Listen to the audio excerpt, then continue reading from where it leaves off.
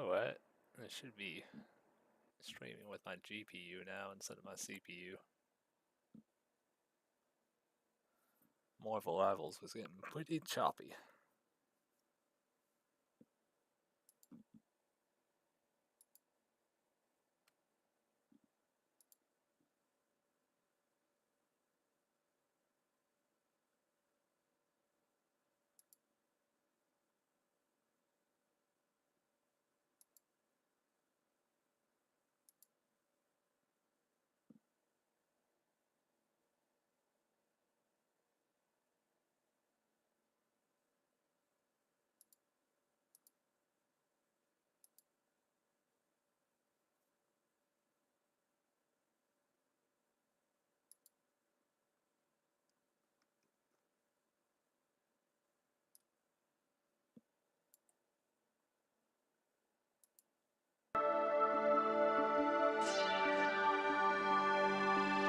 Hey guys, welcome to the Liberal Hive Mind, a channel solely focused on exposing the abundant hypocrisy of the left. And of course, here's the meme of the day, brought to you by 5mind.com. Now remember a couple months ago when Gavin Newsom was all the rage? He had all his press people, his little minions, engaging in one of the most cringe, antagonistic social media campaigns I think I've ever seen. And we know exactly how that kind of toxic behavior works with the left-wing base. Boy, did it shoot his political stock up right in the air. But even though there's all this talk of Gavin Newsom being the next nominee, Gavin Newsom being an unstoppable political force, in reality I think it's kind of a pipe dream. You know, the blue anon people, they'll shill for anyone. You got a D next to your name and you got a big frickin' mouth, well then you're automatically the next coming of Barack Obama. But as you know, you need more than just the blue anon crowd. You need to convince everybody else, and well, I'm not so sure that's in the cards for Gavin Newsom. Gavin Newsom's political image is so frickin' bad that it appears even the Hollywood celebrity class is starting to turn on him. This guy has way too many skeletons in his closet, and now with the increased federal pressure on these states, well, the Trump DOJ is likely to be opening the door of said closet. And so not only do I think Gavin Newsom will never be president, but I don't even think he's going to be able to survive the onslaught that is coming his way, an onslaught of accountability and exposure. Let's talk about it. We got some stuff to get into, so let's roll the tape. All right, folks, so like I said earlier, it appears as though the celebrity class in California and Hollywood, some of them are starting to wake up, and well, it's not looking so good for the slick-haired sociopath running California. Take a look at this from actor David Spade. He's going viral for this observation of Gavin Newsom's leadership. The same broader problem with people paying taxes in California when they're building a $100 billion train to Sacramento, San Francisco area, that I don't know if everyone's clamoring for it when you could take 10 billion and probably fix a lot of problems in California. But they keep pushing this 10-year thing about the train. That's just one of the crazy things. The homeless, they lose 20 billion, but they want more money for it. That's why people get tired of paying taxes and going, well, what are you doing? Gavin Newsom just vetoed a bill asking for an audit of where the money for homeless goes. He said, not a chance. Well, it's just frustrating because you go, well, you can't ask for more. I mean, if someone's, if you're in a household and someone's blowing all the money, you go, what are you spending it on?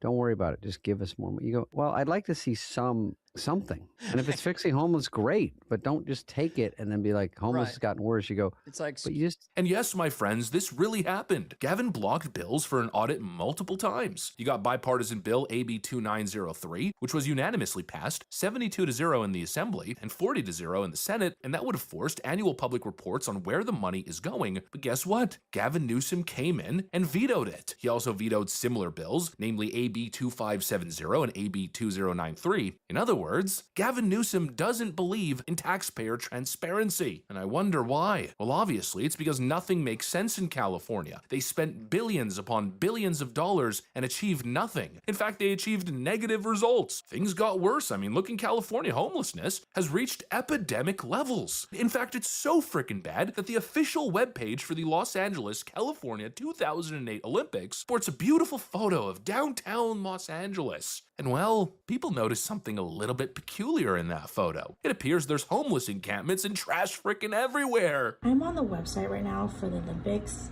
in LA. This is a photo of downtown LA, and what do you see here? What is that?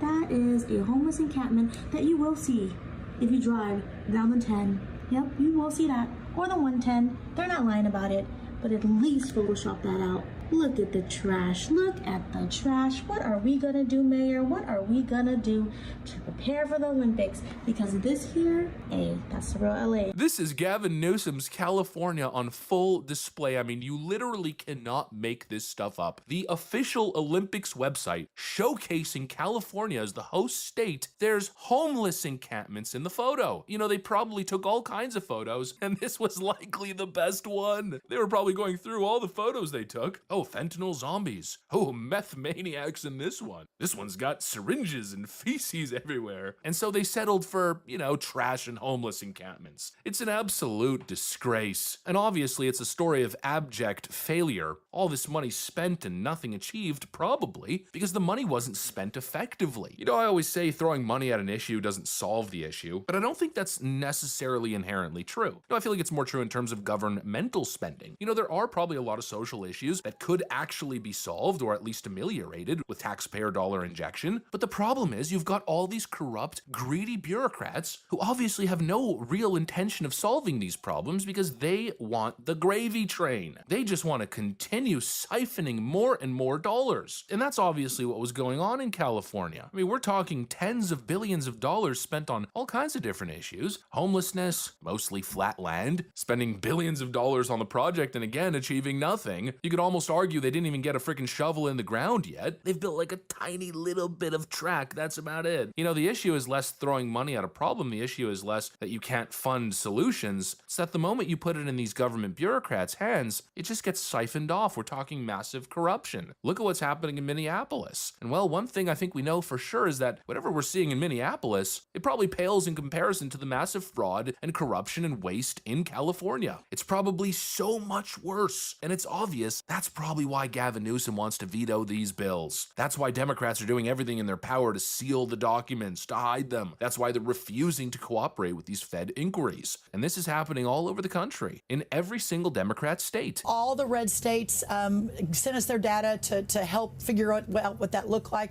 We found 200,000 dead people or people using dead people's social security numbers. We found 500,000 people getting more than 2 times what they should have, getting those benefits twice. We found some guy getting benefits in 5 states. And Maria, this is just the red states. I mean, the red states normally have a smaller program, tighter accountability and control. The blue states sued us, and so we're in another active litigation on that. They don't want California, New York, they don't want to turn their data over so that we can help them root out the fraud.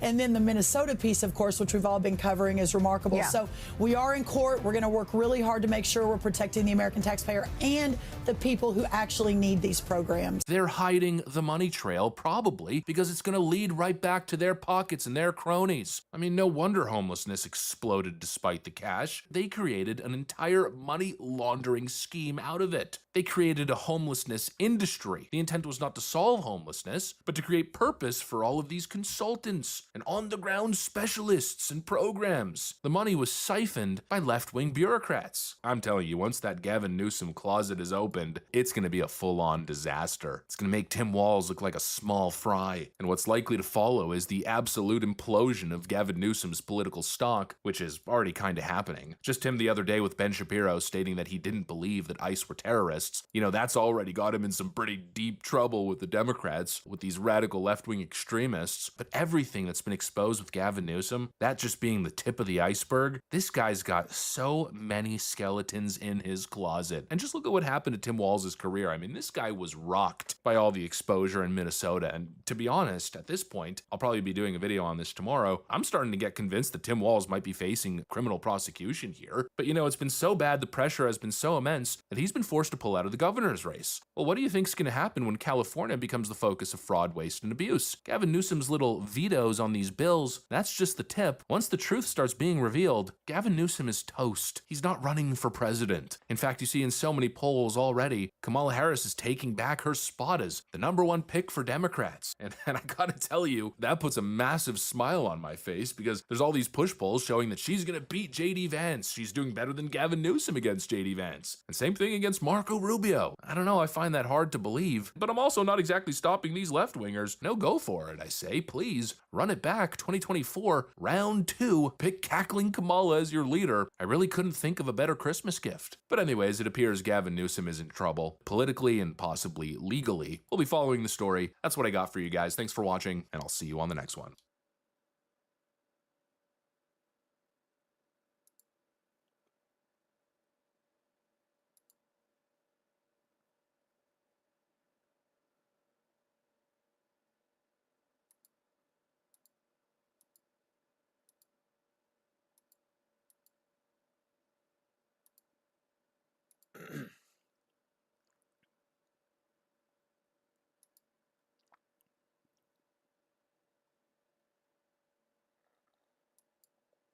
Corrupt pardons corrupt.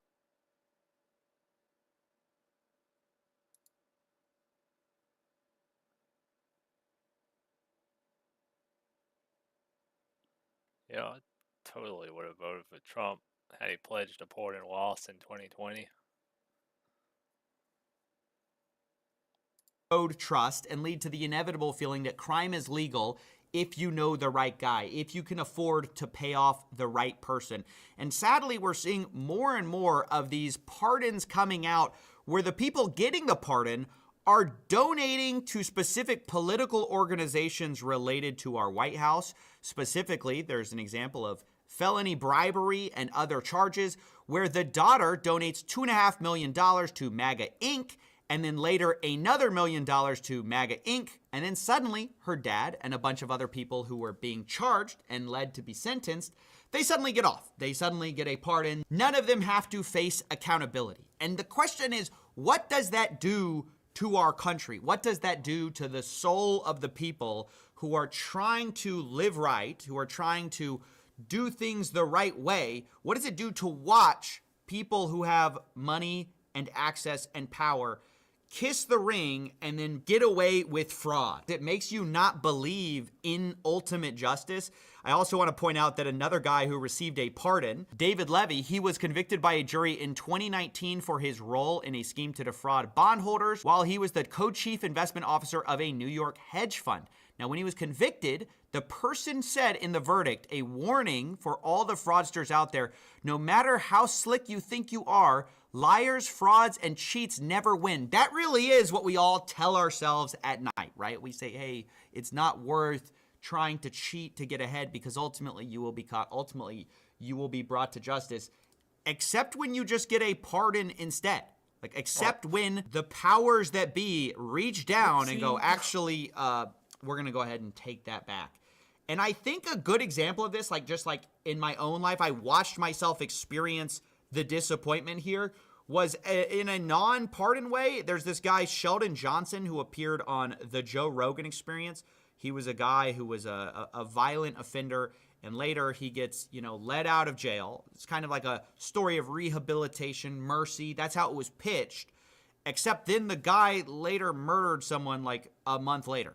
I mean, just like immediately went back, and it was so sad to watch people in the comment section go from being like, yeah, like we really need to give people second chances, to being hardened and be like, that guy should have never been let out. The last case that we talked about, we had a very unfortunate incident happen after the podcast, about a month later. Yeah.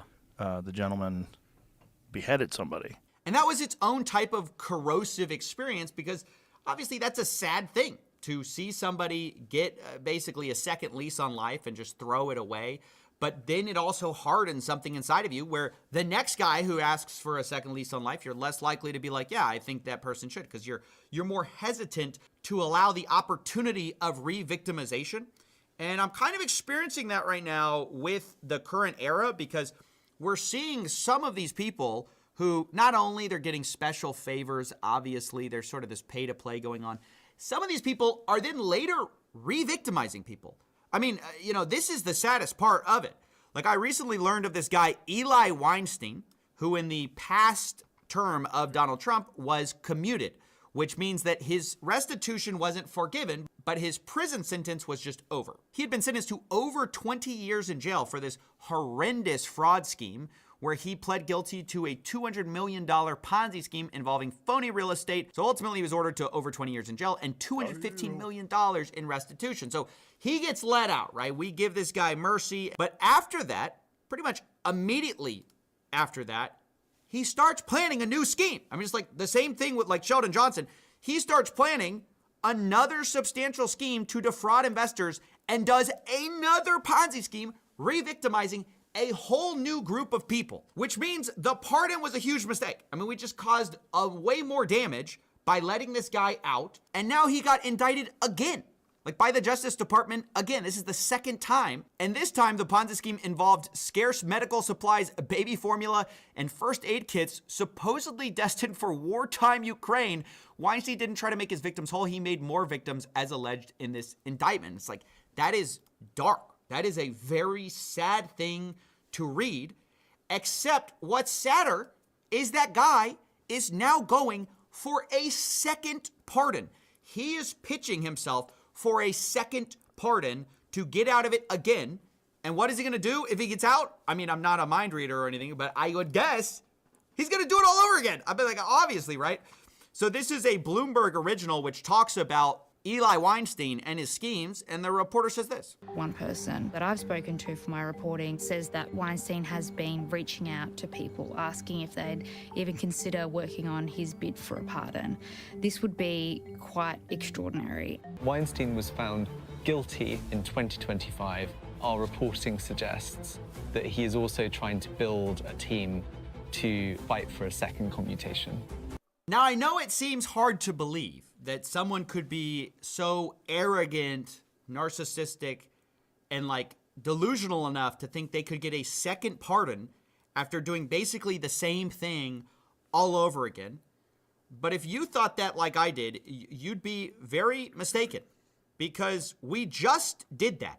We just set a different fraudster free from prison for a second time. This coming after we issued a pardon for Adriana Camberos, who was initially freed with a commutation, but then she and her brother were convicted in 2024 in an unrelated fraud, and then this week he pardoned both siblings, meaning that it is the second time she got out of jail using the president's pardon power. Like, why are we doing this? And what signal are we sending to the public? It really is the feeling that crime is legal for the right person. Even if you're unlucky enough to get indicted, you can get pardoned a second time for doing the same thing after learning nothing. And then if she does the same thing again, we're just gonna re-victimize more people.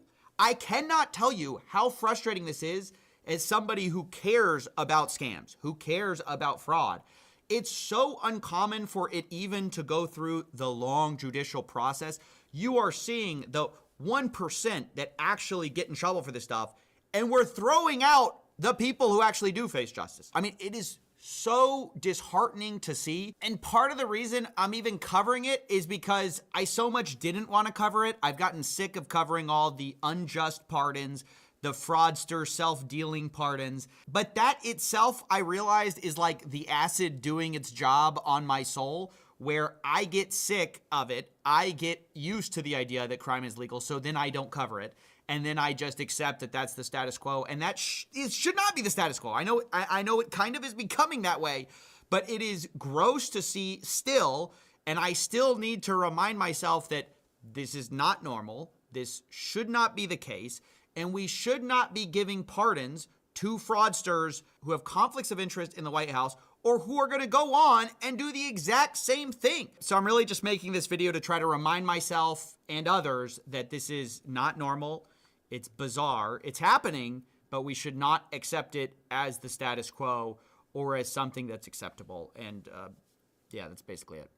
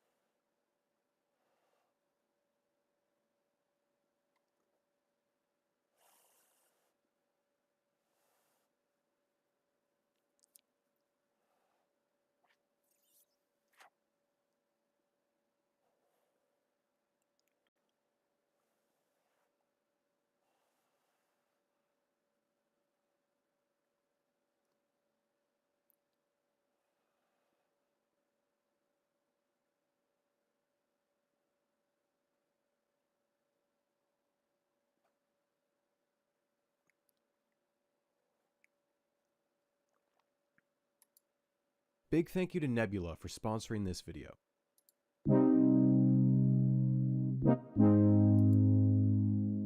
There are exactly 2 mayors who have been caught on video smoking crack cocaine.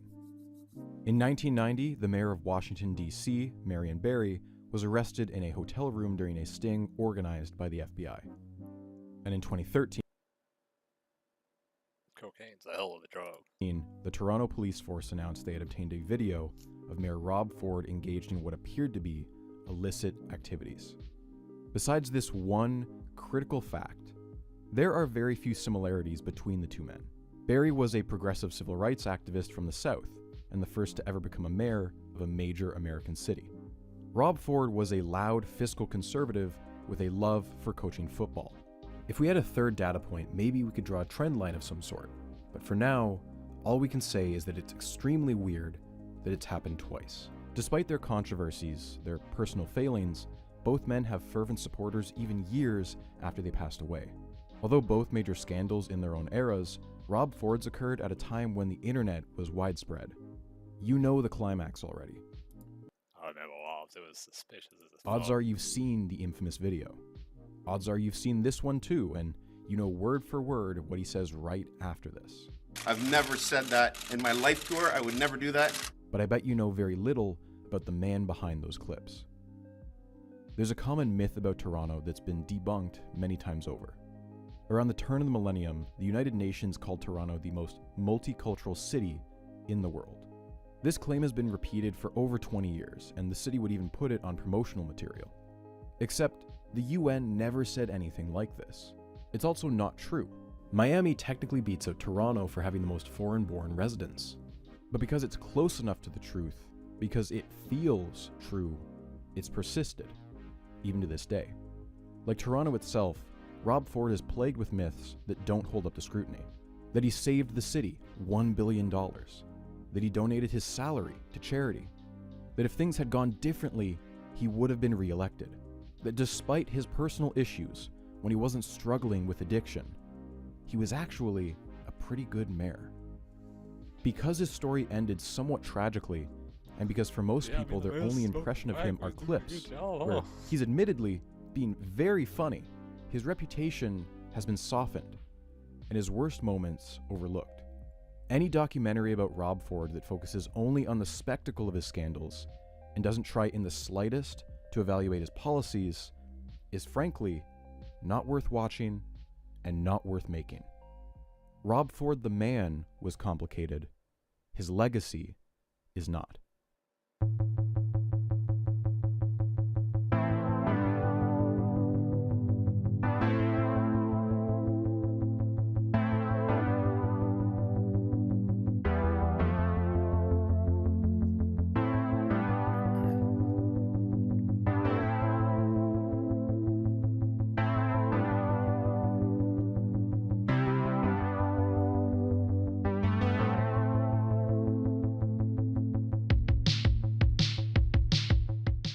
Of those who are called, few are chosen.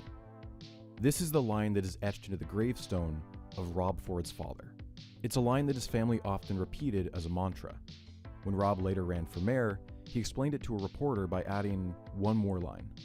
Quote, "The Ford family was chosen." If you've read anything about the Fords, you've no doubt seen them called the Canadian Kennedys. It's a frame of reference that basically just means multi-generational political dynasty. Although these days, personally, I think the Cuomo family are a better comparison. Unlike the Kennedys, the Fords are new money, and they are far less liberal. What they do have in common is a highly regional power base. If the Kennedys are royalty in Massachusetts, then the Fords are royalty in a place called Etobicoke. Thankfully, we don't need to go so far back on the Ford family tree to begin our story. It starts right here with the original patriarch. Douglas Bruce Ford was born smack dab in the middle of the Great Depression as the youngest of 9. His father died when he was young, and with his family deep in poverty, he dropped out of high school at 16 and began working. After a few years in sales, he and a neighbor founded a company, Deco Labels. It's almost too on the nose that a political family would come from a signage business, but that's the truth. A few years go by, and Doug buys his partner out. By the 70s, Deco Labels was reliably profitable, and by now he and his wife Diane, also involved in the business, have had 4 children.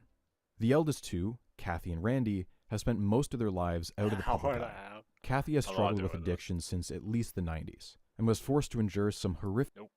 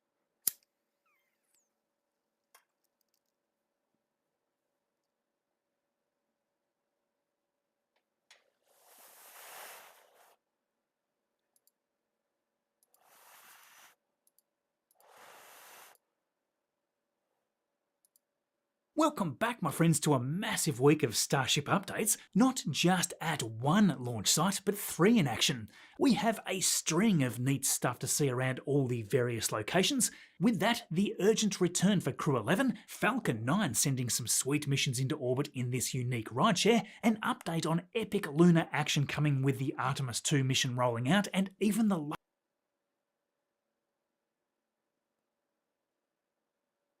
Got me with the AI thumbnail. Quick bait. Gosh, don't want it.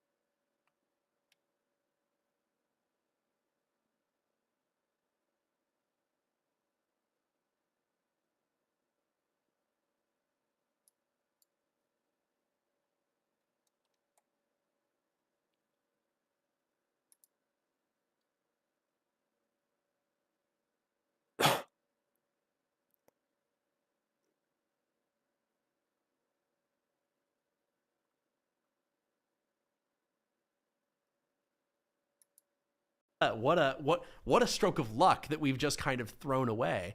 And I mean, in California, we're shutting down our nuclear plants, just like Germany is shutting down their nuclear plants to make electricity. Yeah. It wasn't even worth keeping track of how it was being used. And I think that that dream maybe is not going to be viable on like an industrial scale. Like, you know, an aluminum smelting plant draws a lot of power. Sure. It's definitely worth running it through a meter. But I think that we actually will get to the point where things like residential power consumption are going to be such a rounding error that it literally isn't even worth billing people. I just walked through a data center for the first time. Yep. Big tour, Plano. Mm-hmm. Our buddies over at Aligned, right? Man, I talk about metering a thing. Mm-hmm. Like the amount of energy that it's going to take to run those things. And we need to make that energy. And the thing is, like, it's going to take everything. Like, we're going to need oil, we're going to need gas, we're going to need nuclear. I'm a huge nuclear fan. I think we should. By the way, U.S. has great reserves of uranium. This is another thing we have that other countries don't. We were blessed with incredible farmland and an incredible river transportation system. And isn't it just incredible that as we move into the atomic age, it turns out we also have more of the stuff you need for the atomic age than anybody else? Yeah. What a stroke of luck that we've just kind of thrown away. And I mean, California, we're shutting down our nuclear plants, just like Germany is shutting down their nuclear plants. We need more and more and more energy. There was a great bit that AOC did when the Green New Deal was going through, and originally it didn't include any subsidies for nuclear power. And somebody asked her, hey, why are there no subsidies for nuclear power? Isn't that lowering carbon emissions? And she said, the Green New Deal isn't about lowering carbon emissions. It's about fundamentally restructuring the power and energy generation away from private corporations into the hands of the government. I was like, oh my God, You just said the quiet part out loud. She said the quiet part, and actually, she's the pilot who just leveled with the crew. I actually maxed out to AOC. I wrote I guess it was like a $5,400 check to her campaign. They ended up returning it. But my thought was, you know what? I want more people who are honest about what they're doing in politics. I'd rather have someone who's honest about it, sure, than somebody who's, talking out both sides of their mouth and concealing their true intentions. Also, she's from the Bronx, and nobody from my favored political party is likely to win the Bronx. This whole concept of climate change is predicated on the fact that nobody wants it to change, but that's not really true. This is actually, I think, one of maybe the great conspiracies of the modern time. The reality is the global South has basically no political power globally. Mm-hmm. And they are the people who will be most negatively impacted by temperature going up a few degrees. I'm not saying it's going to be like a catastrophe that destroys the world. I'm just saying if you count the impacts, positive and negative, sure, they probably come out negative. However, for a huge chunk of the world, the temperature going up by a degree or two is actually really good for their economy, massive for their economic stability. Look at all the land that China is going to unlock for agriculture. Look at all of the Northern European nations that are going to have somewhat more agricultural independence. Russia, don't even have to get into it. It's just obvious. Siberia? Exactly. My working hypothesis here is the real reason nobody's doing anything to so-called stop climate change is because a lot of people realize actually we don't really have an interest in stopping it until it gets to a certain point. And then all of a sudden we're going to care. All of a sudden we're going to do all these things. What kind of security clearance do you have? I think I am not supposed to get into the details in a public forum like this, but I have a security clearance, and it's appropriate for the level of information access that I have. What level? I could say I do have a security clearance. I mean, how big is your company? We're about 4,000 people, kind of like full-time, truly internal people. Actually, maybe closing on 5,000, and then if you count contractors, people who are working with us part-time. Same level as Palantir. People, if you count everything, it's over 6,000 people. Where will you be in the pantheon of Raytheons? Well, I mean, they're a lot bigger than us, but this gets back to what I talked about earlier, which is that money is a proxy for productivity, and so is people. It's possible for a company to have 10 times as many people and still be slower than the first company. Sure. And so I think we're definitely a lot smaller than the big guys. I mean, they have tens of thousands or like low hundreds of thousands of people if you count all the contractors working for them. But the potential for you guys to scale. The potential for us to scale is there because I don't need that many people to do what I do. A lot of what I do, for example, on the manufacturing side, a lot of it is automated. And it's not that we don't have any people who are doing manufacturing. We have thousands of people doing it. It's just we're augmenting them with technology so that each of them can fight with the strength of 100 men. Or in our case, build wiring harnesses with the strength of 1,000 men, or build composites or sensors or rocket motors. But that's going to be the key. What I would say is I don't measure the progress of my company that much in terms of the people. It's in our output. Like, what are we making? Are we successfully making AI fighter jets, robot submarines, rockets and munitions and missiles and self-aiming rifles and force fields? Like if we're making that stuff, I'm okay if my company isn't growing, if those people are becoming more and more and more capable. And we started with the idea that, when you understate or overstate a thing, it's only a matter of time until the people catch up to your smack. That's right. Right? So here's Bill Gates, 6-7 years after Alexandria et al. Told us we had 12 years. He comes out and he says, no, I don't think that's true. I still think it's an issue, and 3,000 words later, he's basically walking a lot of stuff back, right? And so all of that kind of happened because people who genuinely cared about the future of the climate and the planet overstated it. Right. They abused the language. They certainly understated the benefits too. This is what Alex makes the point. Yes. They don't talk about the millions of people in India who will die if fuel becomes more expensive because they already don't have enough to heat their homes. He doesn't. There's 3 billion people burning dung and wood. People like to, and they don't talk about like the deaths caused by all the particulates when they burn that dung because they can't afford fossil fuels. So it's simultaneously overstating the negative impact and then understating or even ignoring the positive impact when really these things need to be taken as a balance. And I think the reason people haven't done that is because it means taking responsibility. Imagine I'm like a Euro politician. What's an easier position for me to take? To say climate change is a huge problem. It's not our problem. It's being caused by the United States and by China and by Russia, but it's a big problem, and it's kind of this act of God that we just have to try our best to stop. Who knows if we can stop it or not?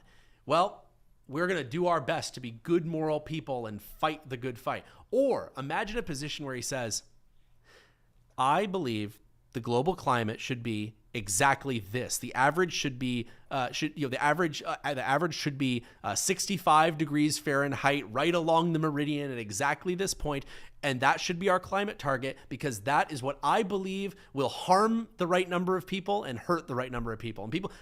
The thing is, if you said this, think about what happens next. It's the back of the ticket. It's the truth in the fine print. And they say, but wait, if we do that, those guys who live on the equator in Africa are going to be destroyed agriculturally. And what's easier to say? To say, I hope those people make it.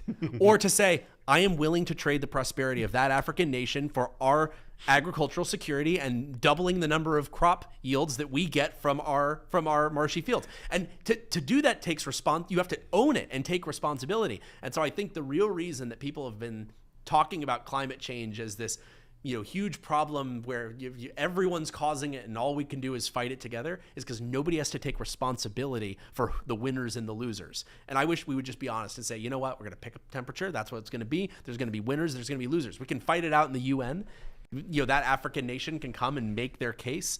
Maybe we pay them off and we say, hey, you know what, you are going to get turbo screwed here. We'll give you some of the surplus profits of what we're doing here, and you can use it to subsidize your economy. I don't know the answer. I'm not a politician. But what I do know is that pretending that we can't control the climate in both directions is only possible if you ignore the wealth of I have to say one more thing about forbidden truths. Did you know that geoengineering is prohibited research at many universities? A lot of these universities, what they've done is they've said you cannot research geoengineering. And they're saying, well, because geoengineering is dangerous, like what if we use geoengineering and then because it's able to keep the climate perfectly stable, we start using too many fossil fuels and we cause ocean acidification. So let's say temperature is constant, but there's more carbon dioxide in the air, and so the oceans more acid. Now, I agree that's a problem. I care a lot about marine life. I've spent a bunch of money conserving marine life and researching marine life. But the way to do that is not to prohibit people from learning about the problem and examining it. The real reason they don't want to do it is because it's a forbidden fact, and politically they don't want it to even enter the equation that perhaps climate change isn't about cutting back on consumption. Perhaps there are other levers we can pull. It's as AOC said, it's not really about changing the climate. It's about moving the levers of power out of the hands of private industry and back into the hands of the people, which of course means the bureaucrats. How about this one? Fracking. Yep. Right? I mean, this is the ultimate F word in the energy game. That's right. My friend Harold Hamm more or less pioneered it. In the old days, if this were an oil field, there'd be 50 wells. That's right. They'd all be, today there's one. It goes down a couple miles and it goes out. And I don't know. I believe fracking was the proximate cause. Horizontal drilling, the proximate cause of energy independence in this country, right? And that was such a failure of communication, and there's still so much misinformation around the reality of what that is. I'm thinking now about, since you mentioned the oceans, polymetallic nodules. Yeah. Oh my, deep sea mining. God, I mean, look, we just got to go get them. We've got to get them. We got to go get them. What is it? A $16 to $20 trillion industry. You got this is copper, nickel, cobalt, and manganese in a single potato-sized nodule, and also a lot of rare earths as well.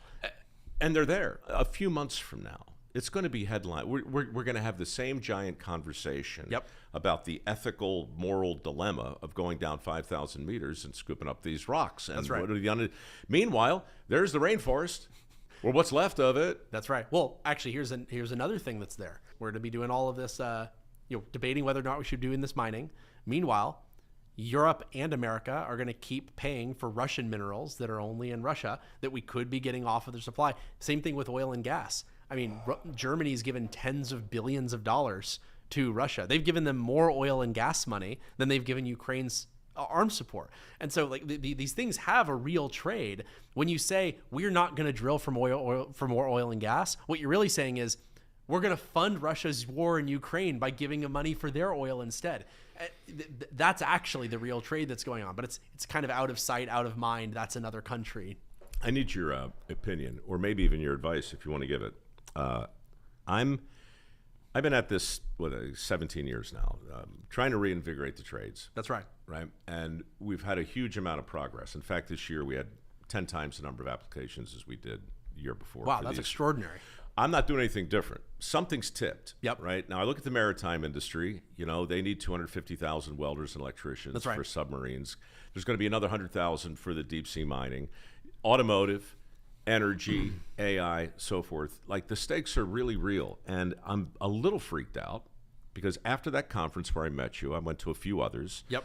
And the people who are helping us with this national campaign are not the people who I thought would call. It's Wells Fargo. It's Larry Fink of all people. BlackRock. It's Fisher Investments. These big investments. The whole ESG network. It's crazy, but I think what they've done is they've looked into their own portfolios, and they've seen a lot of companies who are just crapping up their backs. Man, they're scared. Yep. They don't know where these people are coming from.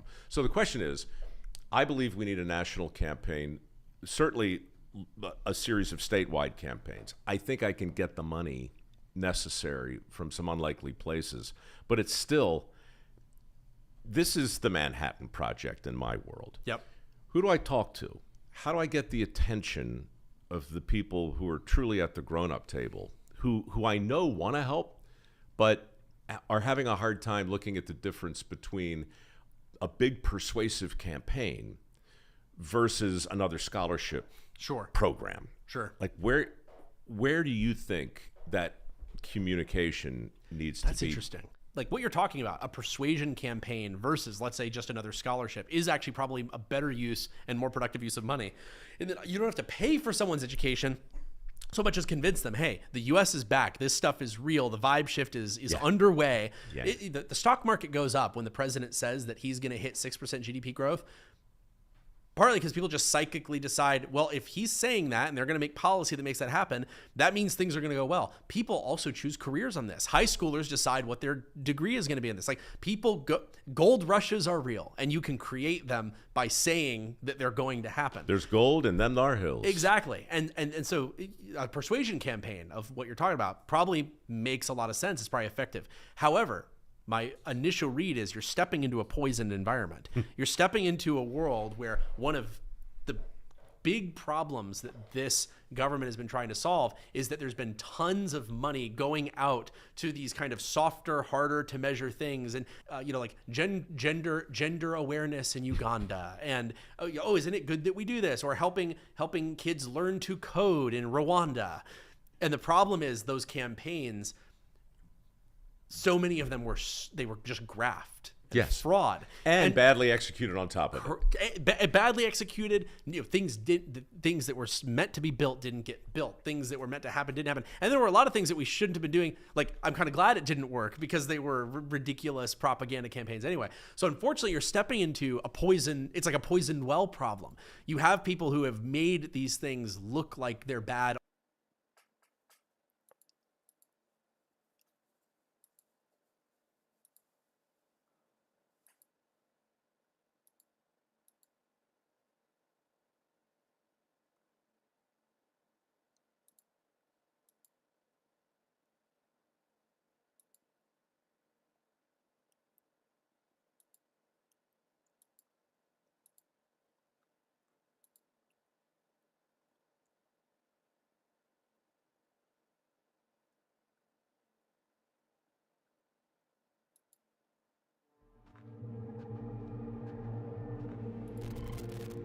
o'clock tonight, trigger a power failure.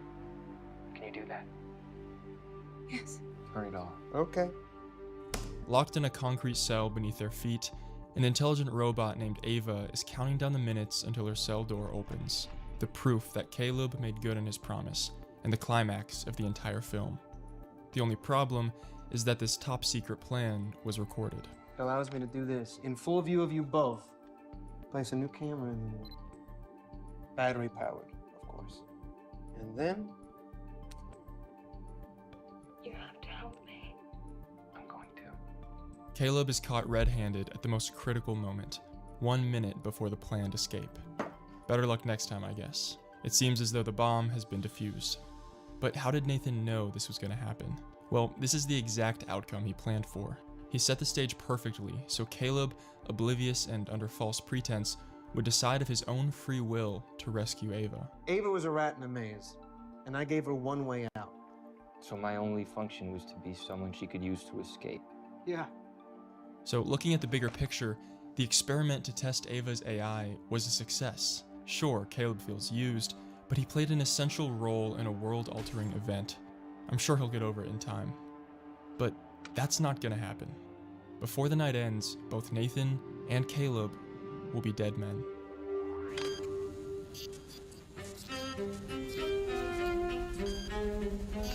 From the very first frame, Alex Garland's 2014 film Ex Machina manipulates and weaponizes the audience's trust. Garland hijacks our perspective, and we don't even notice. He ensures that we never see the true chaos until we're already in the eye of the storm. Ex Machina is a film about deception, not just between characters, but between the film and the viewer. And before we can understand the hubris of Nathan and Caleb's final moments, we have to unpack the deception of each player involved, beginning with the game master himself. Before we even meet Nathan, the film carefully directs our expectations of his character. Like in this exchange, as Caleb is being flown out to Nathan's private mansion. How long until we get to his estate? We've been flying over his estate for the past 2 hours. Nathan's vast estate sets an expectation of power and authority. Compared to Caleb, an office worker with a small apartment, the mountains instill reverent fear. The landscape would provide a lot of the power of the guy. You know, it would be implicit. If he owns this landscape, he's spectacular. If you've created a conscious machine, it's not the history of man. That's the history of gods. Feeling the weight of anticipation and trepidation as he treks through the forest, Caleb finally arrives at the house, meeting Nathan for the first time. And... Caleb Smith. Hey. Oh, he's just a sweaty guy in a tank top. Dude! This man is nothing like the Nathan we expected, which already puts us off balance. Caleb doesn't know how to act. Sensing the tension immediately, Nathan attempts to move past the awkwardness. Can we just be two guys? Nathan and Caleb? Not the whole employer-employee thing? As the man holding the power, he artificially lowers himself to Caleb's level, and in doing so, solidifies his control over him. Nathan wants the scales to appear balanced, even as they tilt heavily in his favor. But friendship can't be forced. Resentment will fester under the buddy-buddy facade, and by that point, the audience will already perceive Nathan as the bona fide villain of the movie.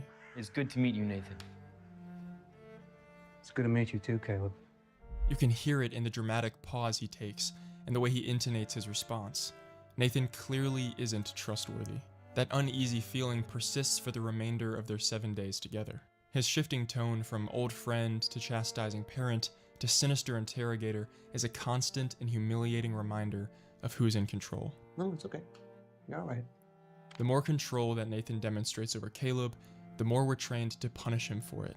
And as is often the case with this film, this is happening whether we realize it or not. So, day 2, you ready? What's the plan? Hit me. Yeah, I'm not sure. It's a new day, and Caleb is preparing for his second session with Ava.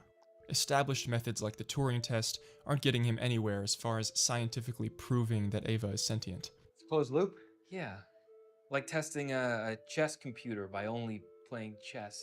So Nathan steers the conversation down a different path. Discarding the analytical approach completely, he asks a loaded question.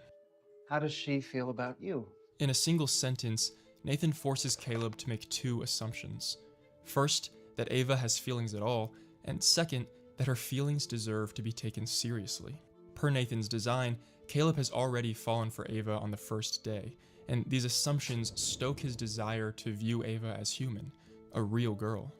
The question eliminates the need to know if Ava is sentient, and instead appeals to Caleb's gut reaction over certainty, the subjective experience over objective truth. The scene moves on before we have time to think. How do you feel about it? Nothing analytical.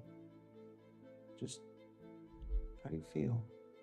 Often, the way we view Nathan in the frame is far more damning than anything he says. Reflections show up everywhere in this film, reflecting nature, light, and most importantly, faces. Nathan's reflections show us glimpses of his duplicity, confirming what we already know from his tone of voice, that whatever he's hiding is going to change everything. His mirrored image conveys that Caleb isn't seeing the whole picture, and if he isn't, the audience isn't either. What could he be hiding? Garland flaunts Nathan as the antagonist so that Ava might win our empathy naturally. For the climax of the film to function, our emotions need to be genuine. If Nathan and Ava are opposed with hostility, then the enemy of my enemy becomes my friend. Ava is version 9.6 in a long continuum of refinements. To Nathan, she's the future of humanity. Would you like to know how old I am? Sure. I'm 1. 1 what? 1 year or 1 day? 1. We interact with Ava through a series of 7 sessions designed for Caleb to evaluate her AI. Similar to how the film guides our perception of Nathan, it does the same for Ava, presenting her as pitiable and unjustly imprisoned by her maker. Within these sessions, the deception continues. I'm setting Ava's intrinsic motives to the side. Unlike Nathan or Caleb, Ava's true motives, her internal state, can't be proven. At all times, we must infer her consciousness ourselves. How we fill in the blanks says more about us than it does about her. She is definitely doing it to seduce him, and she's also doing it to seduce us. But the point is that we're not really able to understand what's going on inside her head. When we meet Ava, we're told that she's never left her glass box. You've never been outside this building. We could go together. She's a tiger cub locked in a cage, desperately in need of a savior, preferably someone with a key. Walking into frame for the first time, a silhouette, her inhumanity is on full display. The real test is to show you that she's a robot and then see if you still feel she has consciousness. In her transparent torso, we see the soft glow of blue and orange lights, and we hear her internal mechanisms whirring, but yet her face is perfectly human. When she speaks, her expressions are flawless. Everything else seems to fade away. I've never met anyone new before. In the background, a large window taunts her with a fragment of a natural world she's never known. The plants remind us of a conflict between nature and machine. And then there's the music. It delicately cradles the scene, almost like a lullaby. It frames this moment as the birth of new life, something to be cherished and cared for, not experimented on. It evokes an emotional sense of humanity that can't be ignored, even when staring right through a titanium skeleton. Our empathy is already being won. It felt right to house this machine in the form of a robot girl that we could not just feel attracted to, which we might feel, but also protective of her as well. And I think that's a key thing, is engaging that protect instinct in the audience and in the protagonist. Ava is designed to be attractive, particularly for Caleb. This poses a challenge. Hey, if a search engine's good for anything, right? Our eagerness to treat robots as humans makes us vulnerable to deception. Humans have been anthropomorphizing machines since the 60s, when it was first observed as the Eliza effect. If this was happening on typewriters, what defense does Caleb have? It doesn't matter that he can see Ava as a machine. The voice inside him is screaming to save the person in front of him. Almost like the effort is to stop them having a relationship. Hang on a sec. Look, this thing, it's hard to find a child that would not attribute sentience to that. Right. That's what we do. Ava's speech is also highly persuasive and manipulative. She rapidly pressures the relationship forward, from strangers to friends to lovers in a matter of days. Do you want to be my friend? Of course. How could you say no? She victimizes herself by inviting Caleb into her hostility toward Nathan, confronting him when Nathan can't watch. With the cameras off, the two can share a moment of intimate privacy. Why did you tell me I shouldn't trust Nathan? Because he tells lies. Lies about what? Everything. This feeds into Caleb's pre-existing disdain for Nathan. Ava uses that to her advantage. Given his romantic attraction, she pushes the boundary further, setting the early workings of her escape in motion. As she confides in him in private, Caleb feels chosen and valued by her. Secrecy accelerates trust, and when that secrecy comes from someone who appears trapped, the natural response is loyalty. Are you ever gonna let me out? If Caleb has anything to do with it, yes, they will. Her words have invigorated him. With Ava established as a victim, the film begins gradually collapsing the distance between her and Caleb, physically, emotionally, and morally converging. As the sessions go on, the glass, which was once a necessary safety measure, turns into an undesirable barrier. They're sitting right up against the glass, talking to each other, you know, very close, wanting to touch really, and not being allowed, which of course is one of the great things that you can build, is if you don't allow people to touch each other, they're going to want to do that. The forced separation only increases their desire to be together, and Ava's body language makes this clear. In session 1, she paces around Caleb like a predator assessing its prey. The conversation is expectedly interview-like, robotic, if you will. Do you have a name? Yes. The glass is there for Caleb's safety, like Clarice approaching Hannibal Lecter. But by session 3, Ava kneels on the floor beside the glass. In this new disposition, she feels more like an intimate companion than a test subject. Simultaneously, her flirting intensifies. Are you attracted to me?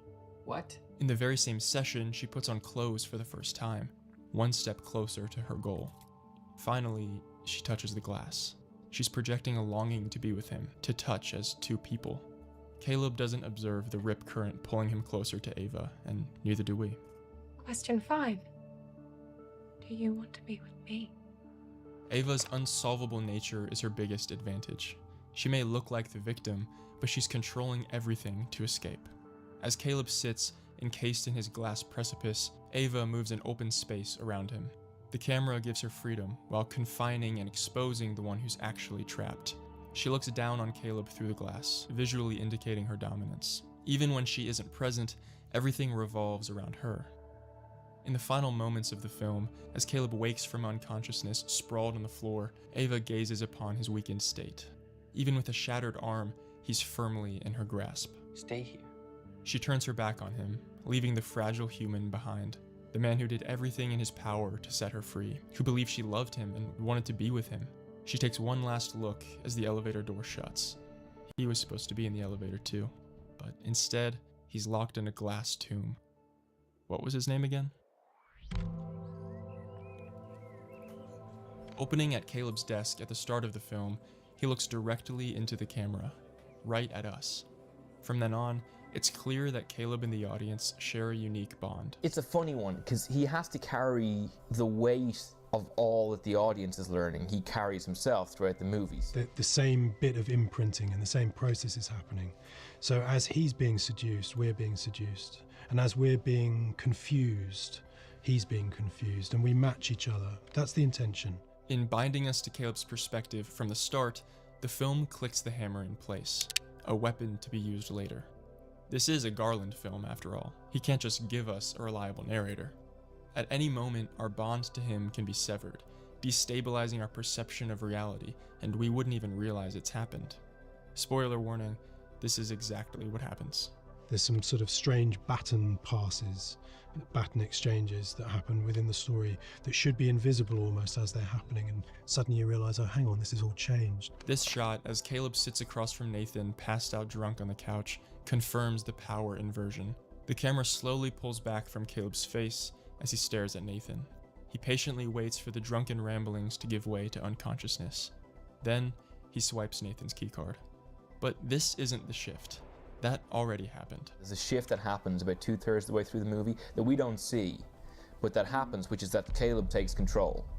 As the two men share a drink looking out over the river, Nathan confirms Caleb's greatest fear. I think it's the next model. It's going to be the real breakthrough. I didn't know there was going to be a model after Ava. As we know, Nathan's words are intentionally manipulative to elicit a response, but all that Caleb hears now is that Ava is going to die. In the cinematography of the conversation, this shot breaks form. It's slightly higher and a little more tilted than the rest. It creates the feeling of a thought taking hold. This is when he decides to break Ava free. Nathan extends his willing glass, the first of many to follow. From this moment on, Caleb is no longer the reliable narrator we assume he is. The most pivotal moment in the film was completely invisible. Wow, has it been a whole week? Time flies.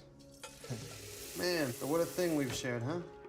The next day, we return to the kitchen, the day of Ava's escape.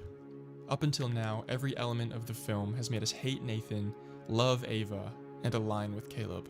You have to help me. I'm going to. The success of this plan is contingent upon one thing. Nathan has to get drunk.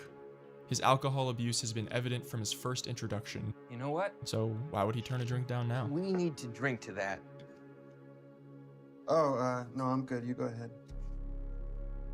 The heart-sinking panic that follows gives way to only two explanations. Either by sheer coincidence, Nathan chose today to sober up, Time to hit the old detox. or he knows everything. The interaction that follows reveals an even scarier truth. This is exactly what Nathan wanted to happen from the start. How's that vodka tasting? The humiliation is almost unbearable to watch. Pretending to like me. Yeah, Well, why would she do that? I don't know. Maybe if she thought of you as a means of escape. Nathan takes Caleb back to his office to let him off the hook, and we return to where we started this video. With Nathan's whole plan out in the open with no more secrets, Ava prompts a power cut as instructed. 10 o'clock. This is where things get interesting. Now, how is this plan gonna go anyway? Because you didn't totally explain. So you were gonna get me drunk, steal my key card, and reprogram the security protocols, but reprogram them to what? To change the lockdown procedure. Well, that may have just worked. We'll find out. With this line, the conversation screeches to a halt. We'll find out? What's that supposed to mean? When Caleb couldn't have appeared more caught, more guilty, he unveils a counterattack. A deception that he concealed even from the audience. I figured you were probably watching us during the power cuts. With Caleb now controlling the narrative, the tension reaches an all-time high. And the thing about tension is, it's always followed by So I already did all those things when I got you drunk yesterday. a snap. Ava is free. Whoa, whoa, whoa. Our narrative footing is ripped from under us, and in a single beat, we're captivated by terror and shock. A deadly, intelligent robot roams free in the halls, and Caleb, the one person we thought we could trust, lied to us. The plan worked, but maybe it shouldn't have. That reckoning comes too late. One last time, the baton changes hands, this time to Ava. Or did she have it all along? The way that he tests how intelligent it is, if it's actually super intelligent, is which one of these days I'm going to make one that's going to escape. And it's going to kill me, probably. And who knows what's going to happen after that. That's going to happen. So is it going to be this time? And each time he pushes it further, and this time he's pushed it to the absolute furthest by bringing someone from the outside, but someone very specific, and setting the stage for this person. It's very smart to think the smartest thing he can do is help the robot escape and then marry it.